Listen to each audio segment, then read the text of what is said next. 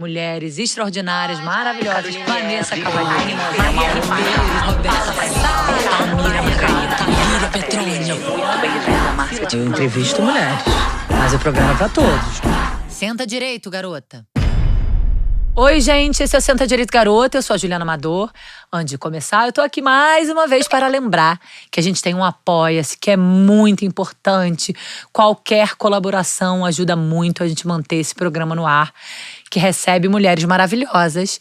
E hoje eu tô aqui com a Virgínia Martins, atriz e empreendedora.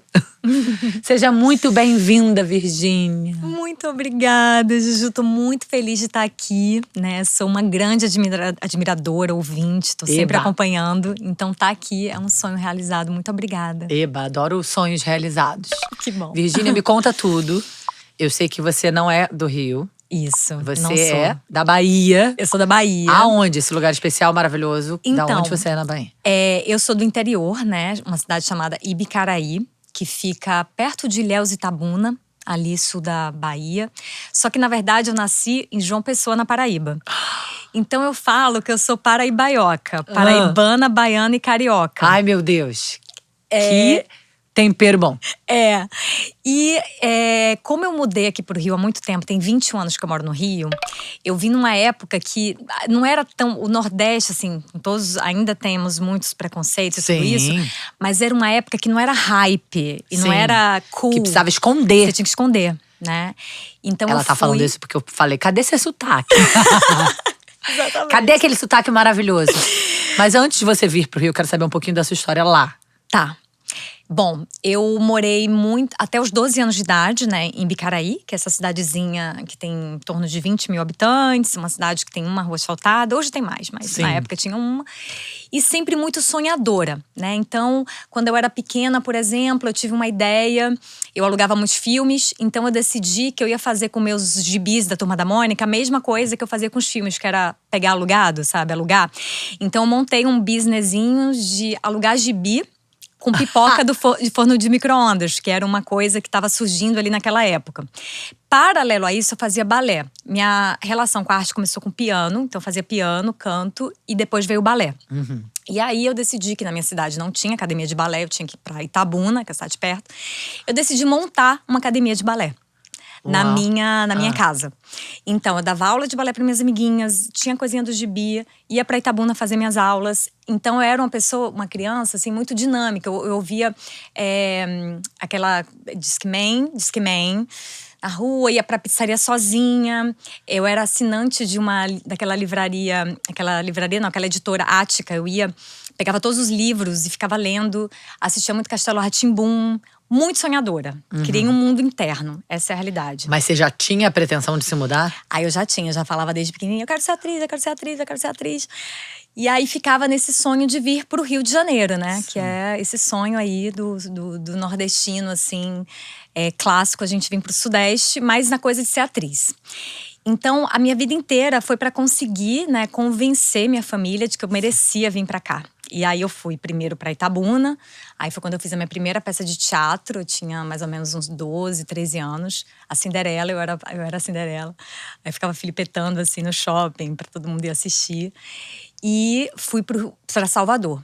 Isso que eu ia te perguntar, porque Salvador tem uma cena maravilhosa de teatro. Fiz teatro num lugar chamado Citorne, muito bom. E fiz programas de TV, assim, consegui conquistar um espaço, assim, de visibilidade no mercado ali, né, baiano. E o teatro também, e muito, mas também às vezes audiovisual, fazia uma coisinha ou outra ali. Cheguei a apresentar um programa de cachorro, aí eu tinha alergia a cachorro, ficava espiando, uma coisa em confusão. E vim pro Rio de Janeiro com 17 anos fazer a Cal. E sozinha? Sozinha. Então, chegando aqui, eu descobri, né, a escola Cal. E eu sempre fui muito, assim, sonhadora e sempre… quando eu cheguei, né, me deparei com tudo que é o Sudeste, eu me sentia muito macabeia, sabe? Então eu ficava ali muito, meu Deus, muito timidazinha. Aí foi o meu processo de sudestinação, que aí eu abandonei, assim, essa minha coisa mais pueril, né? Um traço disso ainda tem, óbvio, mas eu de alguma forma… queria muito também encontrar um amor, né? Qual era o meu sonho? Ser uma atriz de sucesso e casar, né? Encontrar mais romântico a minha alma impossível. gêmea. Pois é. E aí… fui me deparando com esses obstáculos, andava muito novinha, num meio muito intelectualizado, então me sentia um pouco aquém, sempre. E você morava sozinha? Morava sozinha.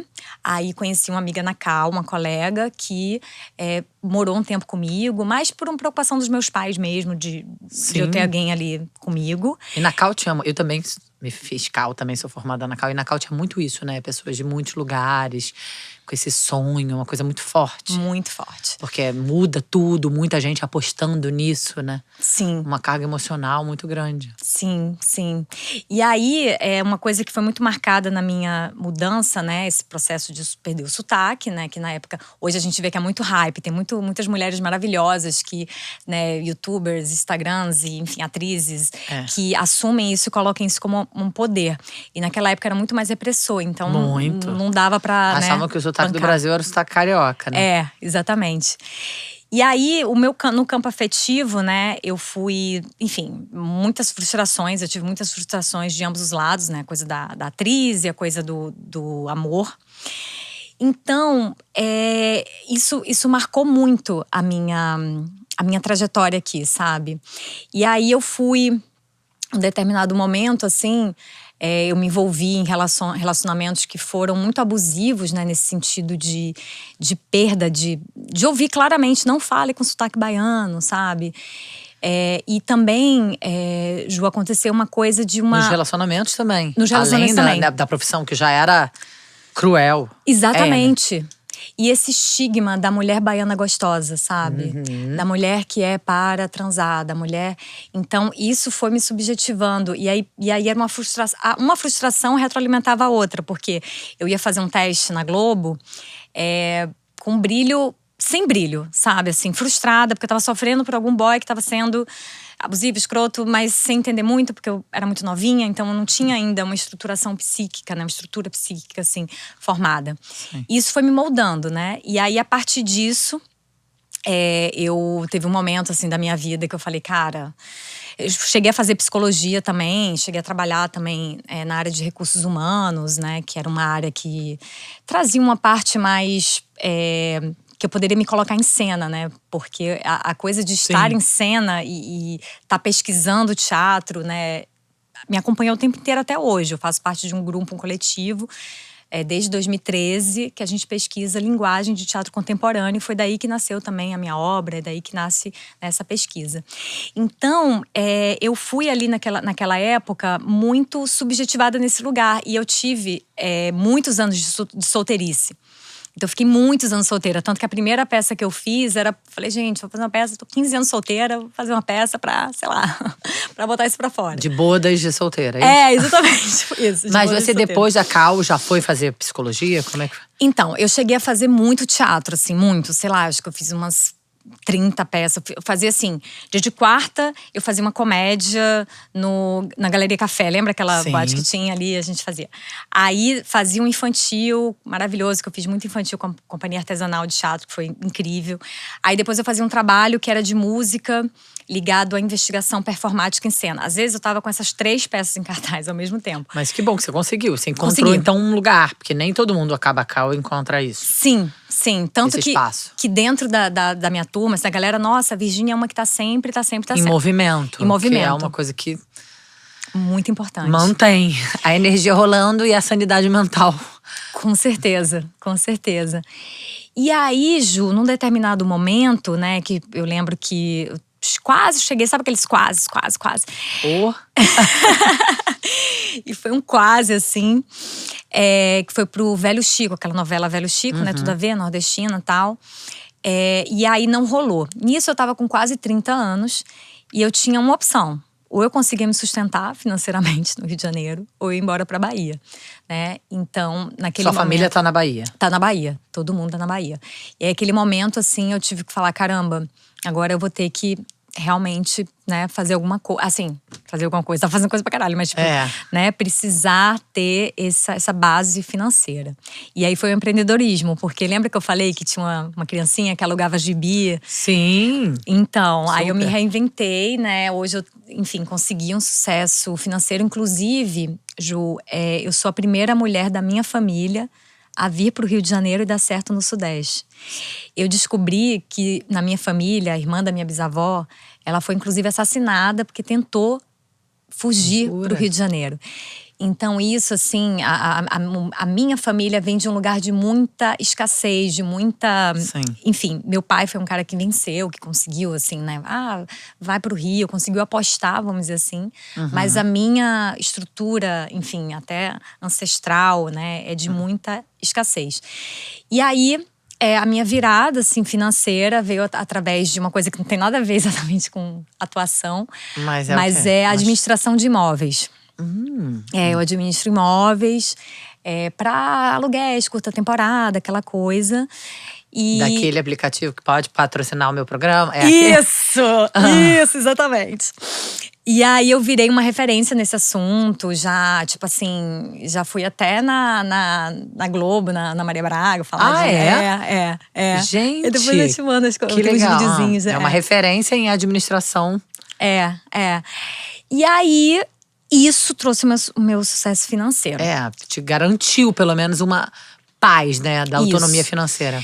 E aí, quando eu consegui isso, em paralelo, eu sempre fui ligada à arte. Sempre tive conectada com a arte. Inclusive, eu falava aqui quando eu era criança, eu falei que eu queria ser aeromoça e pianista. E eu me sinto muito aeromoça e pianista. Por quê? Pianista é a arte, né?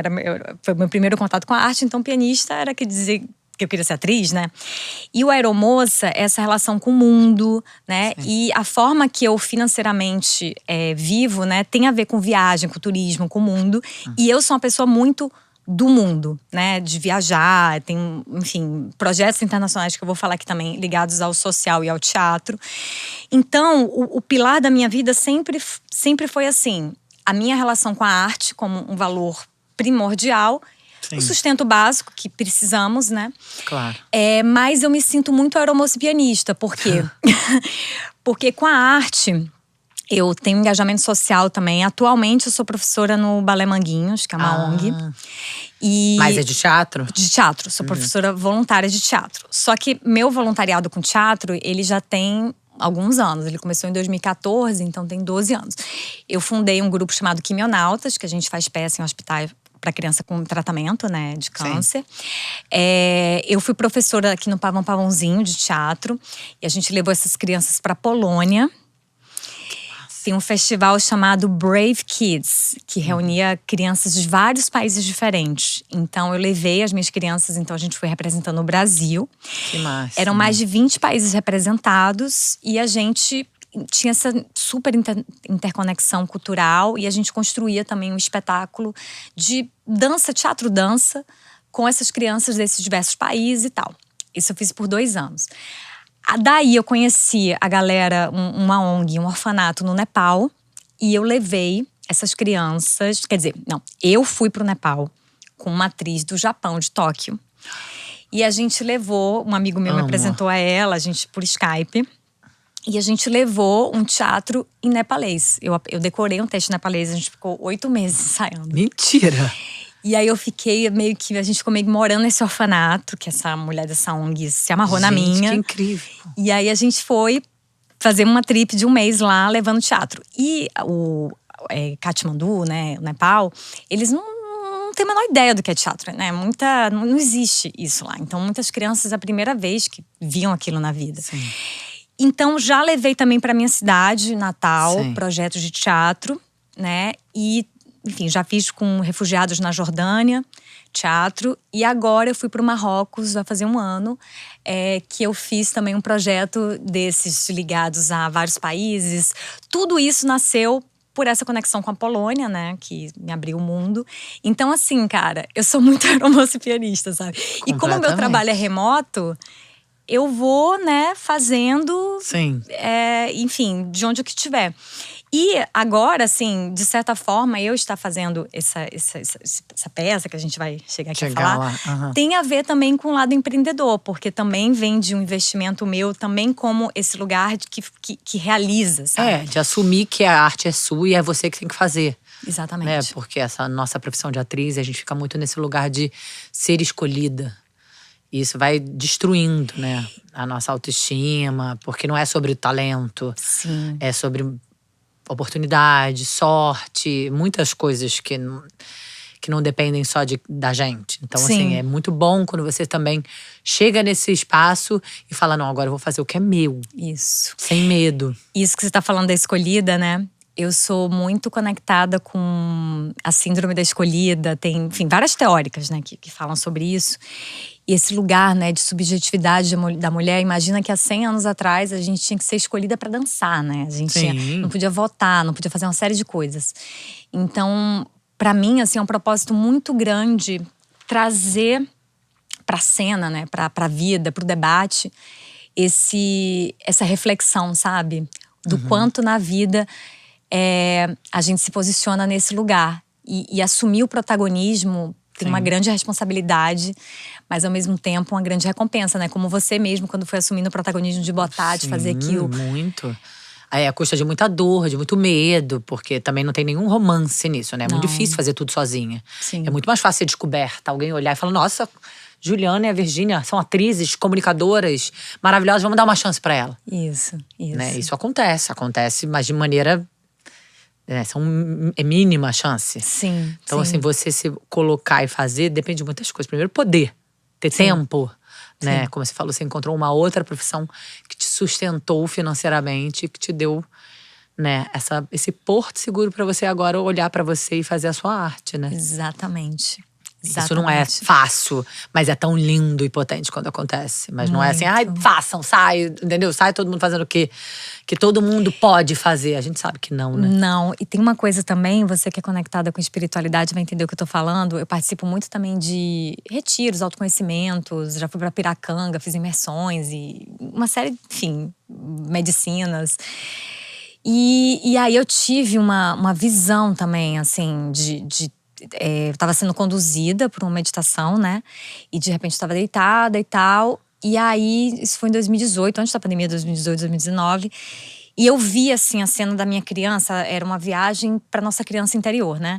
E aí eu vi a minha criança, que tinha um cabelinho curtinho com franja, pegando assim no meu ombro, sacudindo: acredita nas suas ideias! Essa frase, assim, me atravessa imensamente, porque… é isso, sabe? Tem momentos que a gente desiste um pouco, mas pegar esse ponto de retorno, de estar reafirmando isso. Porque às vezes o que é mais genuíno pra gente, que pode soar estranho pra outras pessoas, mas se tá ressoando com tanta verdade, sabe? Vamos construir, né, o caminho para aquilo ser possível de acontecer. Então acho que toda a minha trajetória foi me moldando e preparando o terreno, sabe? Acho que é isso, pra eu acreditar nas minhas ideias, como você também acreditou nas suas, como pessoas que estão aqui nos ouvindo. Imaginar, né, que pode sim acreditar, mas é que você falou, com o pé no chão, sem aquele romantismo, idealismo, né? Enfim. Mas esse seu lance empreendedora, por que aconteceu? Foi sem querer? Cara, Da onde você foi parar? Da onde eu fui parar, né? Então, quando eu mudei pra aqui, né, eu, enfim, morava… Meu pai me deu uma estrutura legal, isso eu posso agradecer imensamente. Mas ao mesmo tempo, quando você é de uma cidade, tipo assim, do interior, nada, assim, e vem pra um lugar, você, caramba, né? É muito difícil. Eu vejo que muitas pessoas, mesmo independente de ter estrutura ou não ter estrutura, né? É difícil. Mas naquela altura, eu falei, não, eu quero o Rio, a minha vida, seja como for. E aí meu pai falou assim, não, tudo bem, então eu vou comprar um apartamento pra você. E aí você se vira, não sei o quê. Enfim. E aí foi aquilo que me salvou, porque eu comecei com aquele, né? Fazendo essa coisa de aluguel. E aí eu morava na casa de amigas, amigos. Eu ia, tipo assim, nômade, sabe? Porque foi quando eu tava na iminência do tipo… Então tá bom, vou embora pra Bahia. Não rolou, isso foi mais ou menos ali 2014. já comecei a fazer esse processo de retorno. Muito frustrada, Sim, caramba, sofrida. tal. Sofrida. E aí, de repente, quando começou a acontecer aquele resultado financeiro, a partir disso, eu falei assim, caramba, peraí. Então eu posso ficar mais um mês no Rio, posso ficar mais um mês. E fui ficando. Aí nisso, foi gerando um burburinho e eu passei a administrar o de outras pessoas. Né, a partir de ter dado certo. E aí eu criei toda a minha metodologia, enfim, tem todo um modus operandi do Que meu legal. negócio, business plan. Aí eu comecei a entender mesmo os negócios. Eu trabalhei uma época no pão de queijo também, em um pão de queijo. Então eu também aprendi muito sobre negócio. E aí eu comecei a implementar tudo aquele conhecimento também que eu tive, né, no pão de queijo, que foi um aprendizado incrível no meu negócio, estruturei, consegui construir. Beleza. E aí, agora, eu tô num momento que, assim, é maravilhoso e, tipo, beleza, tem uma estrutura. Sim. E, ao mesmo tempo, caramba, deixa eu agora deixar a minha artista reverberar. Aham. Porque a sensação que eu Mas tenho… é possível conciliar. Super, é possível. Eu fiz de um jeito Sim, e eu quero você ter se organizou pra isso. e eu quero ter um tamanho que seja possível Sim. isso. Então, não quero, tipo assim, sabe? Pra mim é importante poder conciliar e poder dar muita vazão para o artístico. E para os projetos sociais. Sim. Eu até antes, assim, eu fazia… Nossa, meu tempo era todo ocupado com muita coisa social. Aí hoje eu falei, peraí, Virgínia, calma. É muita coisa. Mas eu sou professora no Balé Manguinhos e monto… Sim, você está ainda professora. Estou professora de teatro como voluntária. Sim. E é isso, sabe, Ju? Eu sinto, assim, que dentro de tudo que eu vivi, né? Eu ficava imaginando, sabe aquela coisa meio Mônica Martelli, Adele… Adele, que era o nome que a gente tava querendo falar. Da Sudestino. Ah, é verdade, é verdade. Aí tem também a Duda Beat. Enfim, são figuras que pegam o sofrimento, muito ligado ao masculino, né? A dor do amor, e transforma em arte, transforma. Eu sempre tinha uma pira de que quando começou a nascer a minha ideia de, enfim, de construir um espetáculo teatral, uma peça, uma personagem e tal. Você que aquilo ali tava dentro de você. Você Dentro falou, de mim. algum momento eu vou fazer Isso. algo com isso. Isso. Com esse material. Isso, exatamente. Eu me via vivendo as situações, os percalços, né? Esse desejo de engatar numa relação e não conseguir. E eu me via num processo, caramba, a minha cura vai ser pela arte, sabe? Eu vou usar isso, eu vou pegar isso. E eu me inspirava nessas mulheres, assim, que pegaram isso e fizeram um bom uso disso, né? Fizeram, enfim, transmutar, né? Tá. E aí, a partir disso que foi surgindo essa ideia e essa construção dessa minha pesquisa teatral. Então, minha pesquisa teatral de linguagem, que tem a ver com teatro contemporâneo, que tem a ver com várias referências que foram me atravessando, né, ao longo da minha vida. Eu vou transformar isso em algo. Sim. E aí, há 9 anos atrás, eu comecei o processo esse processo criativo, né, que é interminável. Ele já assumiu vários formatos, já foi performance, já tive vários artistas também, assim, contribuindo, né? Eu fiz um curso com o Pedro Brício, de dramaturgia para solos, e a Camila Amado, né, em memória, também participou ali, me supervisionando, a Rafa Amado, a Chia Rodrigues, que foi uma parceira artística de uma peça anterior. Então eu estava sempre movendo o tema do amor em desdobramento cênico. Como transformar aquilo numa performance, numa cena. E aí o projeto foi maturando, né? Até curta-metragem eu fiz na pandemia. Então… Eu acho que foi o momento que todo mundo se experimentou. Total. E aí foi maturando. E aí hoje, né, eu cheguei nessa segunda versão da peça, que você consegue, assim, visualizar um caminho que foi muito primeiro, assim, das raízes, sabe? Me veio muito a coisa do bambu, né? Que primeiro o bambu, ele vai muito… A raiz, né? Muito… Vai ganhando solidez para baixo, vamos dizer assim, né? E traz uma sustentação para quando essa coisa, né, desabrocha. Então foi um processo mesmo de maturação que veio artístico, vida, é autoficcional, né? Então tá ali tudo junto e misturado, mas é de um processo de muita consolidação interior, sabe? Então, é maravilhoso, assim, poder, enfim, né? Tá tendo hoje a oportunidade de estar aqui, por exemplo, e falando Sim. disso. Porque é de um lugar de muito aprofundamento, né? Um lugar de você ir numa dor que é real e que faz parte, né, de todos nós. Mas quando ficou pronto e virou de fato, não, agora tá um espetáculo, vamos montar. Então, Como é que foi isso? A primeira vez foi em 2021, né, que eu fiz um espetáculo chamado Miss Eloquência, em parceria com a Chia Rodrigues. E foi, assim, Que era uma primeira versão desse texto. Que na verdade agora é uma coisa, assim, completamente diferente, mas que aprofunda, né? Sim.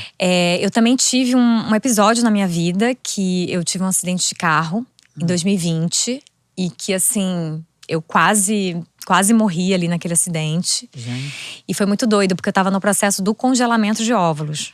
Né? Eu fui pra Salvador pra fazer lá, que é bem mais barato do que aqui no Rio.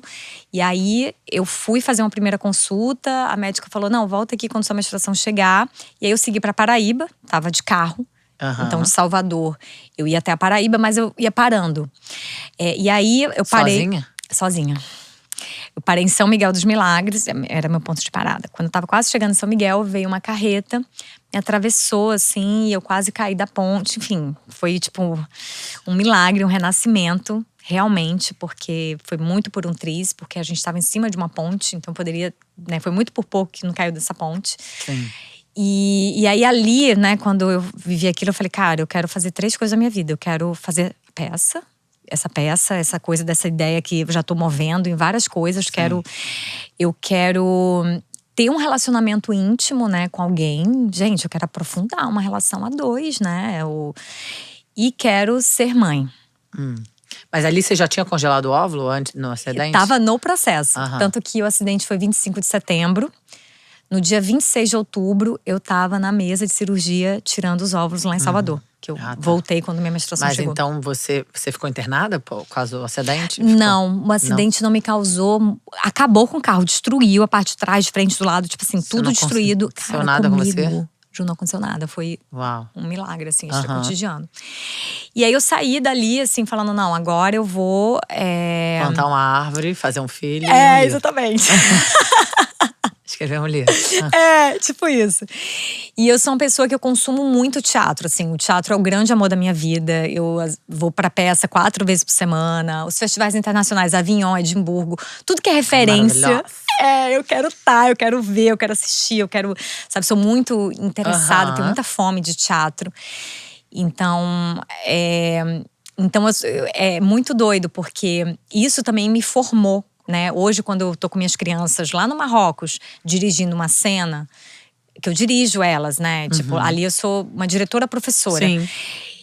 Eu vejo que tudo que me atravessou, tudo que tá ali, e eu conduzo a turma, conduzo um espetáculo. Então, poxa, poder hoje, assim, tá em cena, sabe? Com uma coisa, tipo, cara, de um lugar de nossa, não sei nem dizer, assim. É muita entrega, uma entrega de vida, de alma, de tudo. E poder colocar minhas dores e transmutar. Sim. E tá tudo lá, assim, todas essas marcas, enfim. E eu sinto ao mesmo tempo que são dores coletivas, sabe? Claro. Mas aí o acidente, congelamento de óvulos e agora eu vou montar a peça, foi isso? Isso. Aí eu fui, né, chamei uma parceira, a Chia Rodrigues, em 2021. No caso, a gente… o acidente foi em 2020. E aí eu chamei ela, novembro de 2021, tava estreando a peça. Aqui no Rio? Aqui no Rio, foi na Casa da Glória. Que era um lugar alternativo, eu queria e tal. E aí foi muito legal, foi maravilhoso. Foi uma super realização. Aí eu falei, bom, consolidei a minha ideia, né? Eu tinha uma ideia que tava aqui. Minha cabeça, a ideia. Coloquei pra fora e validei. Sim. Escrevi em 8 editais. Não ganhei nenhum. Aí eu falei, ai meu Deus, tá bom, vamos lá. Aí quando foi agora, há 5 meses atrás, eu convidei a Carla Tenório. E falei, Carlinha, cara, eu tenho essa ideia, já tem isso. Enfim, a gente foi ali estruturando. A Chia, na verdade, não pôde por função de agenda. Então ela também até pensou na Carlinha. E aí a Carlinha entrou como a minha parceira, né, artística. E a gente foi, assim, aprofundando o tema. E aí virou essa obra, né? Essa peça. Sim, e agora não é mais Miss Eloquência. É Miss Não. Eloquência que era? Era Miss Eloquência. Era Miss Eloquência. Então, eu consumo muita arte, né? Então, é muito doido, porque assim, se você for pensar, eu fiz essa peça em 2021. A gente tá em 2025. Parece que se passou assim. Não, pra mim parece que foi ontem. Eu acho absurdo ter 5 anos da pandemia. Não é? Não, sei lá, um buraco da minhoca. Que o tempo voou e ao mesmo tempo não passou. É uma coisa muito inexplicável. É uma coisa muito inexplicável. Então eu senti que esse nome já não fazia mais sentido. Não fazia mais sentido. E aí a gente foi, cara, vamos no cerne da questão. E aí eu sempre achava também, de alguma forma, que esse nome era uma proteção, tipo assim, uma persona. É a Miss Eloquência, sabe? Então Entendi. tinha essa coisa. Hoje, enfim, é a Virgínia Martins. Sou você eu mesma. Mas é e não é, sabe? É e não é. Porque, de certa forma, né, uma autoficção, a partir do momento que você entra ali, que você coloca outros contextos, é de certa forma também, né, uma personagem. E aí a gente viu que eu tinha que mudar o nome. Até pensamos em botar Virgínias, porque assim, a minha bisavó, ela se chamava Virgínia Martins.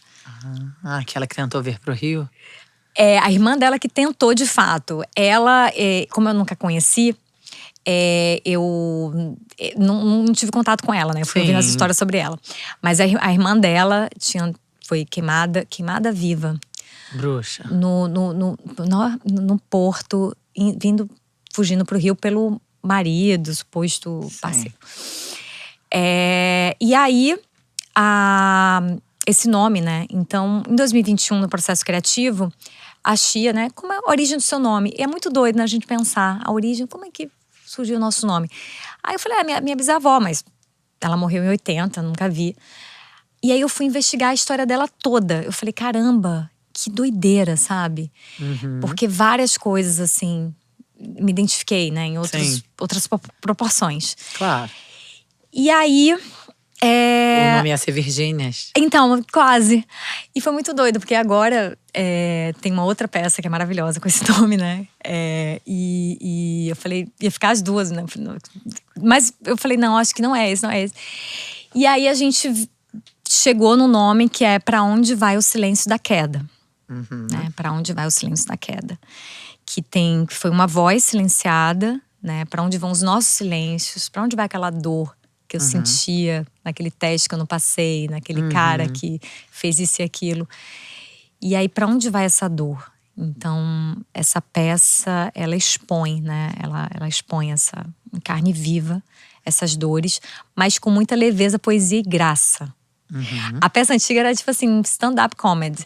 Ainda tem um traço de humor, de comédia.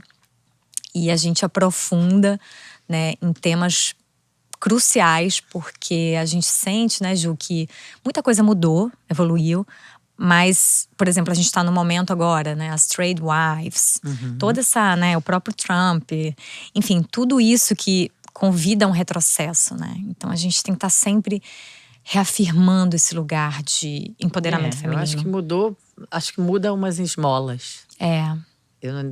Claro, eu sou otimista, sou mãe de 2 mulheres, né, 2 meninas. Mas tem muita luta pela frente. Muita luta.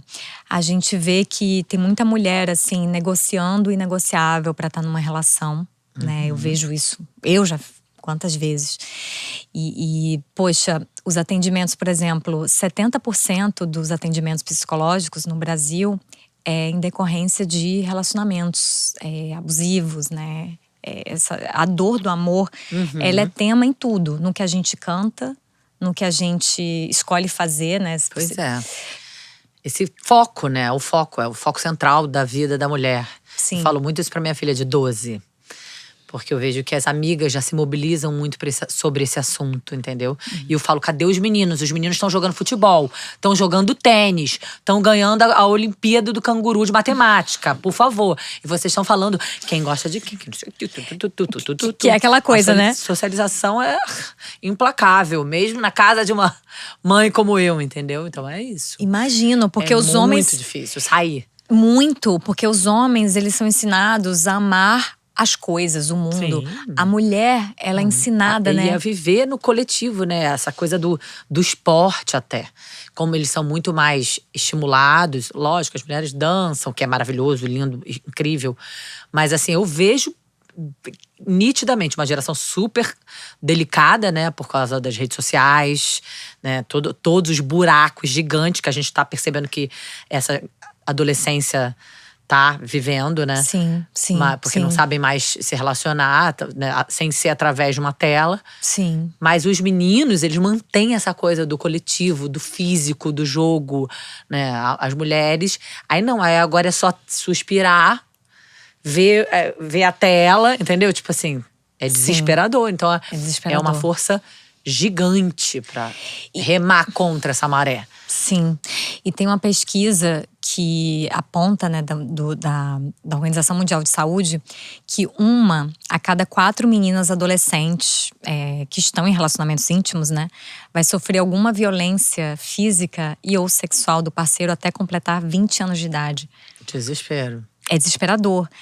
Então a gente vê, sabe, a necessidade de trazer esse tema de uma maneira de letramento mesmo, né? Muito. Uma função nesse sentido. Mas como a arte, ela tem a poesia, né? A cena, o encantamento, né? Você chega pelo subjetivo, pelo inconsciente, né? Por essa camada mais profunda mesmo. E aí, por isso é que eu te falo que eu sou movida por esse propósito, sabe? De trazer esse tema, de colocar isso. Porque foi algo que me desarticulou muito. Sim. Sabe? E a gente vê que as meninas hoje… Nossa, tem aquela série fiquei encantada e ao mesmo tempo aterrorizada da adolescente. Sim. Né? Incel. E aí você vê que, caramba, os caras se organizam. Eles estão se articulando em cima de uma misoginia, sabe? E todo o discurso, né, misógino que, enfim, é alimentado. Então é muito importante que a gente tenha essas pautas, né? De estar colocando isso, movendo na música, na cena, na arte, enfim, em todos as artes possíveis, né? Trazendo esse tema. Então por isso que pra mim é crucial. E vocês conseguem… Como é que foi essa montagem independente? Essa montagem independente, né? Mais uma vez, eu, empreendedora. Viu? Maravilhoso. Que, né? Eu acho que teve alguma… Acho que foi a Miranda. Aquela Miranda que é maravilhosa. Também uma atriz. E tá agora, né? Tem uma carreira na internet que ficou super gigante, viral. E monta peças, stand-ups e tal. E ela me falou, Ju, a gente tem que aprender a ser um CNPJ. É isso. É isso. Eu fui aprendendo e fui me apropriando disso, assim, sabe? Fui me conseguindo, né, ter isso. Teve um tempo que eu tive que ir pra ir. Mas ao mesmo tempo, hoje eu me vejo, assim, com 2 frentes, sabe? E cara, pra mim, que veio de uma cidade pequena, que tipo… significa muito. Sim, Muito, claro. muito, muito. É uma grande conquista, assim. Com certeza. E tô me sentindo assim, me realizando, né? A gente tá no processo, né? Eterno, né? Não para nunca. Mas o ponto crucial de também tá privilegiando umas às outras, né? Acho que nós mulheres, a gente tem que também desarticular um pouco esse raciocínio da competição, né? E ir para um lugar de… É careta, piegas, mas é isso. É sororidade, né? É uma palavra que foi muito batida, mas é o meu trabalho, basicamente. Eu levanto outras mulheres. Eu tô aqui ampliando a voz. Porque voz a gente tem, e sempre maravilhosas. Mas ampliando, né, a voz de mulheres diversas. E mostrando que elas são referências naquilo que elas fazem. Sim. Mas que sempre foram colocadas de lado, né? Sim. Mas sim. se apaixonar por mulheres, acreditar em mulheres, divulgar o trabalho de mulheres. Porque a gente fala, mas nem todo mundo faz, é isso. Com certeza, com certeza.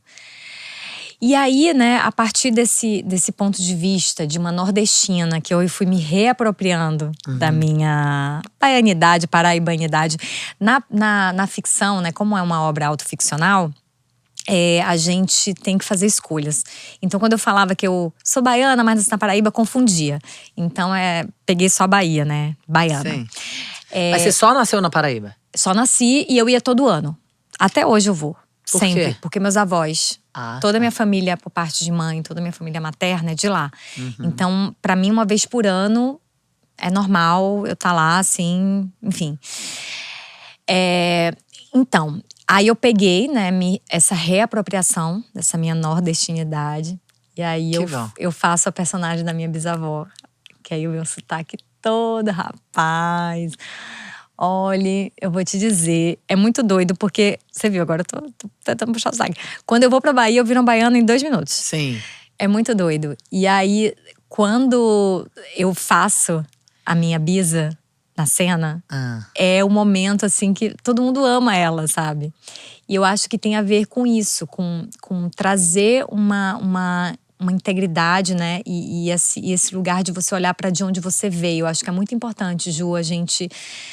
né, de onde vem o nosso nome, de onde a gente vem, e sempre honrar, né, esse lugar.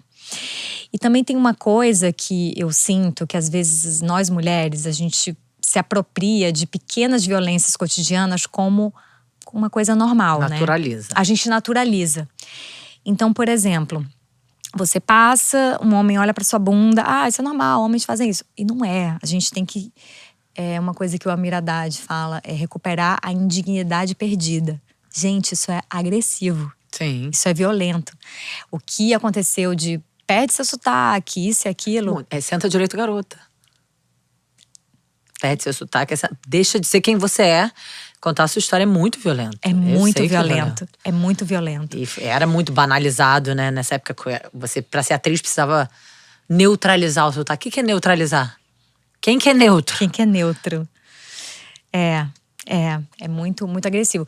Então, trazer pra cena também esse lugar de olhar pra essas pequenas violências, saindo dessa normose, sabe?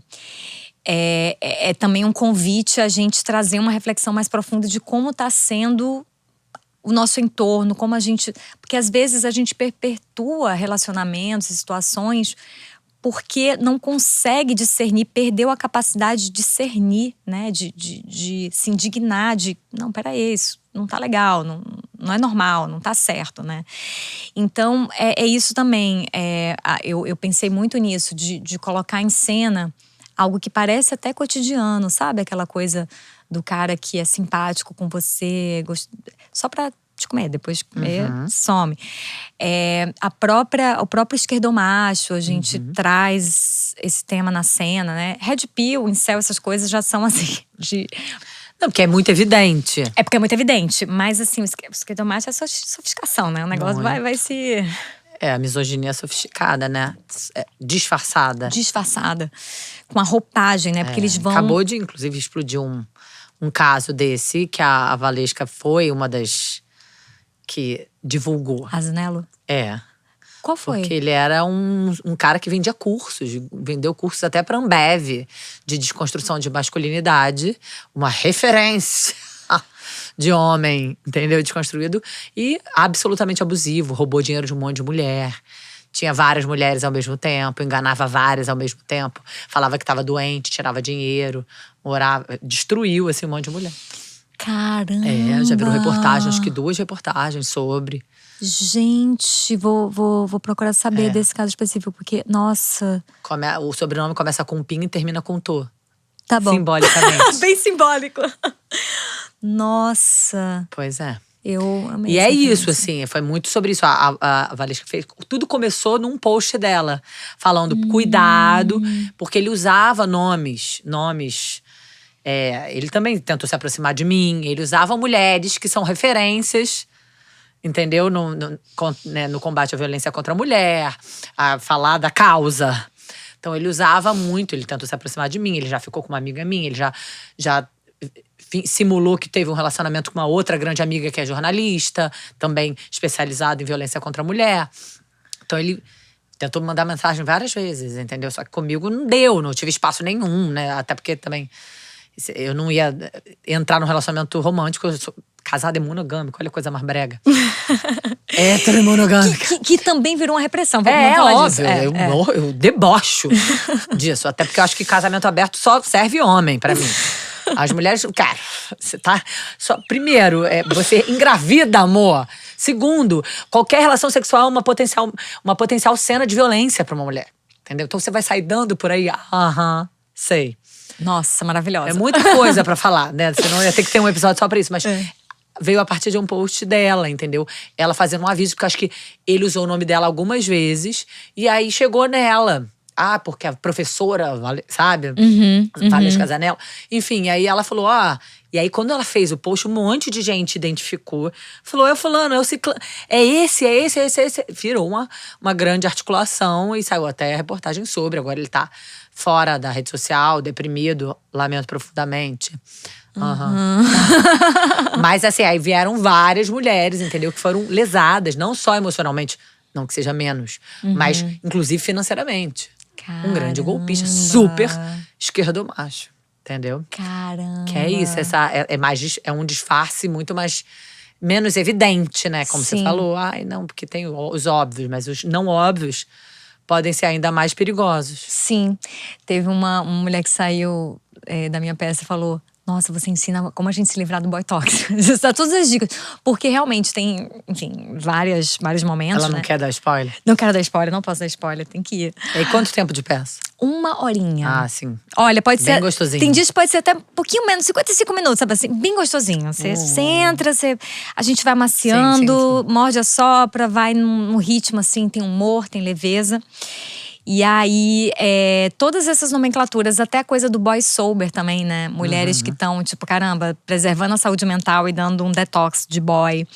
Então, esses termos novos, assim, a gente fala, mas de um jeito… Adoro. De humor, sabe? É engraçado e ao mesmo tempo sério, ao mesmo tempo a gente vai, mas… E um processo espiritual envolvido, porque eu sinto que é uma transmutação, é um processo de cura, né? Poxa, eu tô ensinando minha bisavó, né? Então tem um processo, assim, de cura mesmo, de transmutação. Claro. Então, e ao mesmo tempo… Tem essa leveza, a camada do Nordeste, mas o mote principal é a questão da desconstrução do amor romântico, da síndrome da escolhida, dessas dores cotidianas.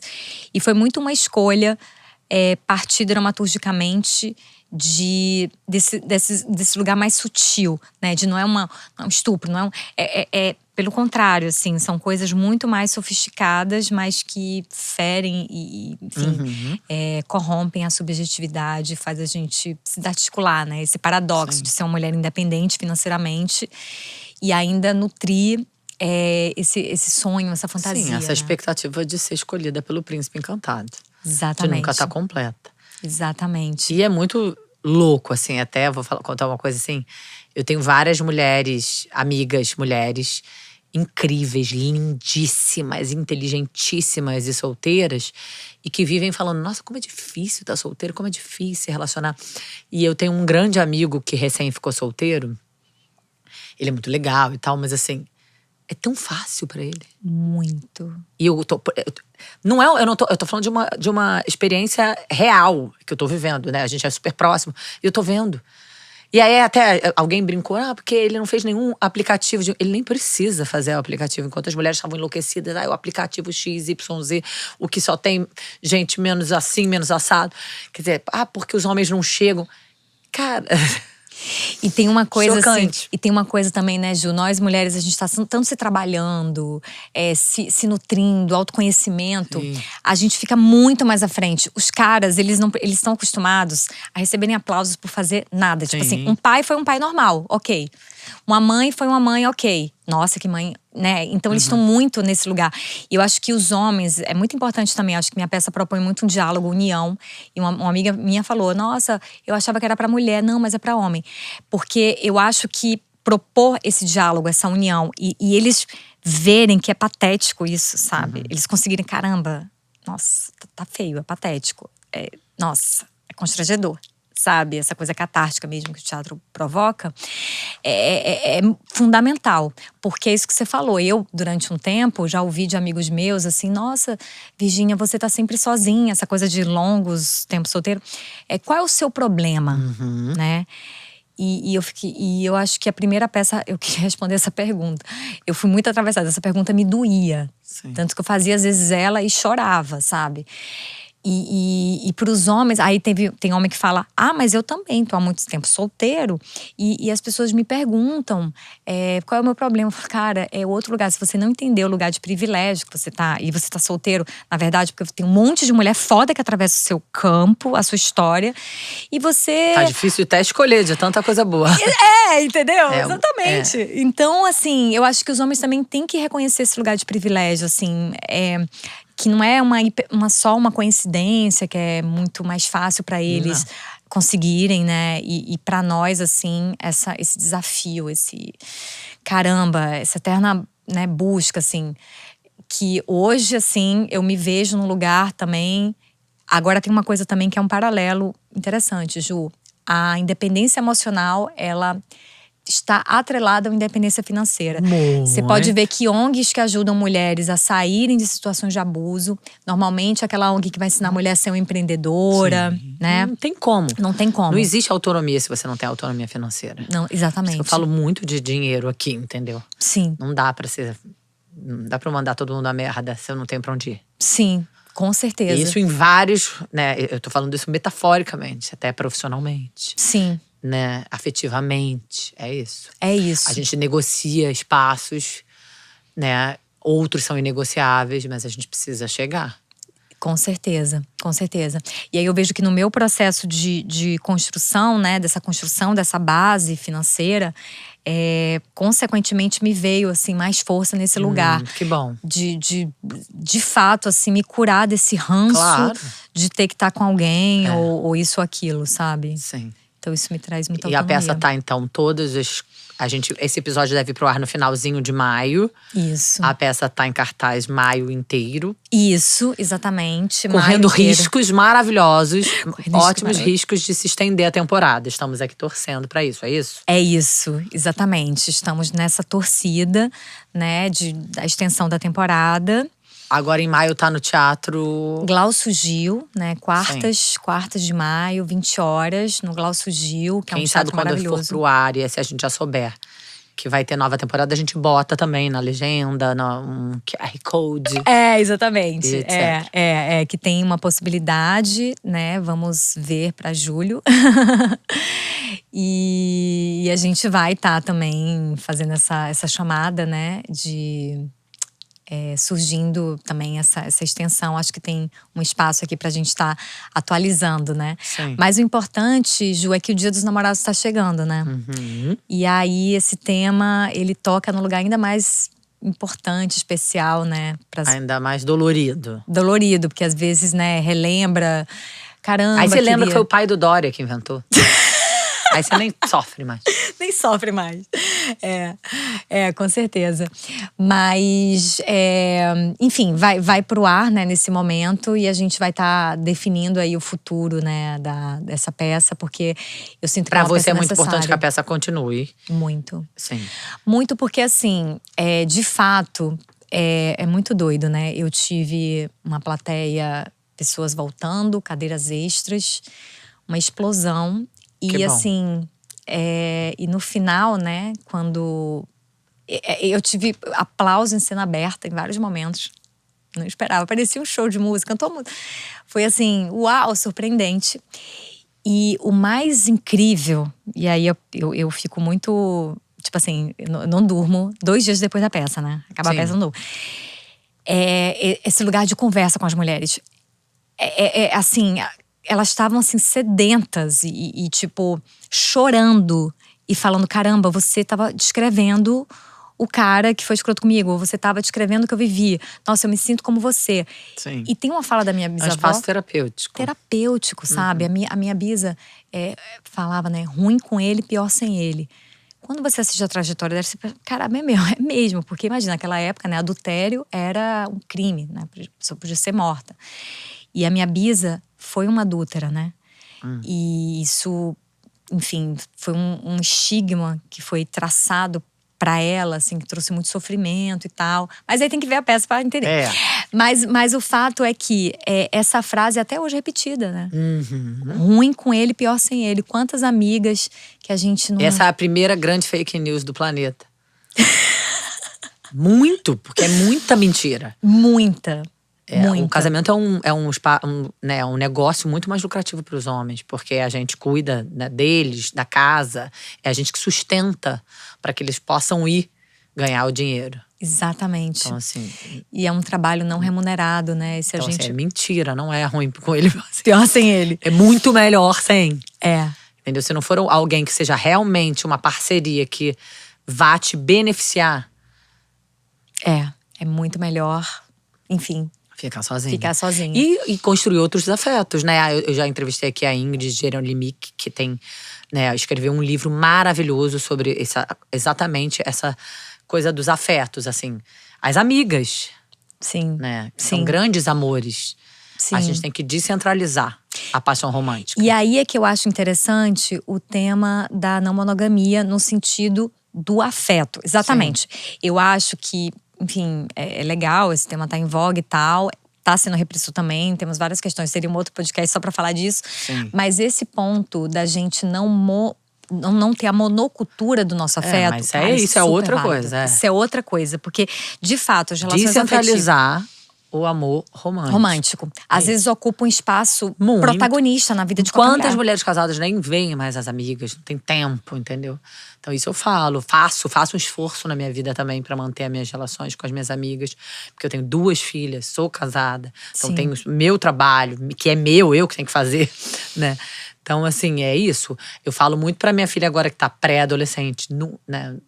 Tem que ter um espaço reservado para os afetos, Sim. que não são os homens, que não são Sim, sim. a sua relação afetiva. Sim.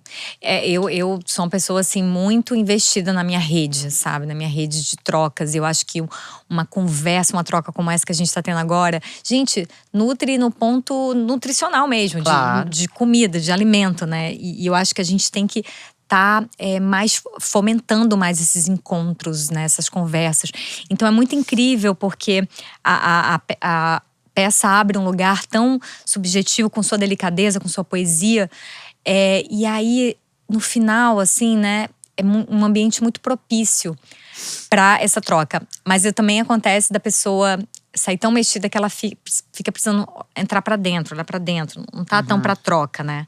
Mas ela, dentro dela, tá ali naquele processo, sabe? De questionamento, de autoquestionamento. E eu acho que a arte, ela serve para isso, né, Ju? Enfim, essa nossa conversa serve para isso, né? Eu acho que tudo que também conduz a sua vida é nesse lugar da gente se provocar e, o que eu falei, né? De recuperar a dignidade perdida, né? Da gente ter essa capacidade de se relembrar nesse lugar que a gente precisa estar sempre nos reafirmando como mulher, né? E se apropriando da nossa força, que muitas vezes é desarticulada, porque a gente acha que tem que estar com alguém, acha e fica negociando o inegociável. Então isso sempre me causou, assim, muita dor. E tem uma relação também, que a minha bisavó, ela morreu de infarto, né? E foi muito simbólico, porque recentemente a minha avó, por parte paterna, ela morreu do coração também. A minha bisa do coração, ela do coração. E o último dia de vida dela foi o Dia das Mulheres, sabe? Eu achei, assim, muito simbólico, porque eu já estava, né, no processo de ensaio para essa peça. E aí essa mulher, né, mais uma matriarca da minha família, que tem essa morte. A gente faz uma brincadeirinha com morreu de coração partido, né? Tudo isso, coração partido. Mas, para mim, assim… esse órgão, né, esse lugar, enfim, me pega num lugar realmente transcendental, né? Tanto que minha bisa, minha avó enfim. Então é o que me conduz, assim, a estar levando isso pra frente. Espero que você esteja aproveitando esse processo lindo e corajoso também pra curar esse coração e que ninguém mais morra do coração. Nessa família. Pelo amor que de viva Deus, do coração. Que viva do coração, com Virginia, certeza. Parabéns. Obrigada por ter vindo. Acho que a gente falou tudo. Não sei se você quer ainda complementar alguma coisa. Não, acho eu sei que você tudo. tem hora que ela tem peça hoje. Eu tô preocupada com você, principalmente. Não, tá tudo aqui. Pra fechar, então, eu queria parafrasear uma frase que me marca muito. Que é assim, a arte pode não salvar o mundo, mas salva um minuto. Então eu espero que muitos minutos sejam salvos com essa nossa conversa, Sim, né? Com certeza. tudo isso. E que as pessoas, né, vão lá prestigiar Para Onde Vai o Silêncio da Queda. Posso dar o arroba da peça? Lógico. Então, Para Onde Vai o Silêncio da Queda. Tá. Ali vai estar acompanhando aí as novidades. Para Onde Vai o Silêncio da Queda. Desejo vida longa pra você, pra sua arte, pro seu brilho, pra essa peça. Que você se cure de você. Muito obrigada, querida. Muito Tô aqui, obrigada. tá? Vamos juntas. Vamos E eu juntas. quero muito assistir, Sim, organizar minha vida. Porque essa é a realidade da mulher mesmo, né? sim, Então, assim, sim. organizar a minha vida e quero te assistir, te prestigiar, tá? Tá bom, meu Boa amor. Tô te sorte. esperando. Obrigada. Estamos juntas. Beijo, gente! Beijo. Vamos ao teatro. Uhul.